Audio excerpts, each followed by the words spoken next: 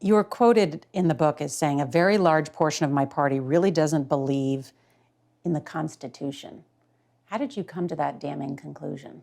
Well, when former President Trump said we should set aside the Constitution and reappoint him as president, why, you had Republicans cheer that. It's like, wait a second. This is the leader of our party saying we should put aside the Constitution. How can you believe you're following the Constitution if that's the case? It's an outrage. It violates the peaceful transfer of power, which has been characteristic of our country from the very earliest days. So, yeah, I think the evidence has been in pretty plain view for people across the country. So how is it that Donald Trump, the leading candidate for the Republican Party for president?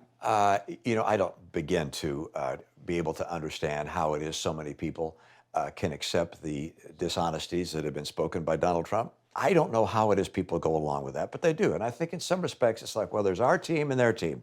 And we're going to cheer with whatever our team says and say that we believe it. No way you'll run for president in 2024? And I can't imagine any circumstance. Perhaps if Godzilla comes in and removes all the other candidates and so forth, but other than Godzilla stepping in, no, I'm not running for president, not giving it any thought. Not as an independent? No, no. No discussion about it? No, look, I really think that independent candidates are likely to elect Donald Trump. And I think him being elected again would be devastating for our country and its character. Who do you like in the Republican field? Anybody. You know, I'd be happy to support virtually any one of the Republicans. Maybe not Vivek, but the others that are running would be acceptable to me, and I'd be happy to vote for them. I'd be happy to vote for a number of the Democrats too. I mean, it would be an upgrade from, in my opinion, from Donald Trump and perhaps also from Joe Biden. Look, I like President Biden. You know, I find him a very charming, engaging person. There's some places I agree with him, but most places I disagree with him. I think he's made all sorts of terrible mistakes, but I would like to see someone else run. You've been chatting on the phone with President Biden recently. He's kind enough to give me a call from time to time because we get along, and I offer my advice.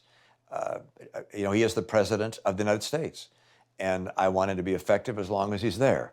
There are many in the Republican Party that not only say that he's too old to be president, but that he lacks the mental capability. Have you found that to be true in your conversations with him? You know, I've interacted with two old men who want to be president or are president, both Donald Trump and Joe Biden. I've interacted with both of them, and they're both of mental capacity. They would pass the mental acuity test that I've passed and others do.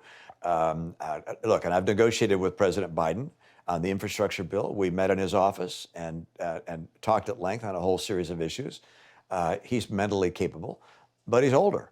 And we've had older presidents before, from Dwight Eisenhower to FDR. I'm not afraid of people who are older being in positions of leadership.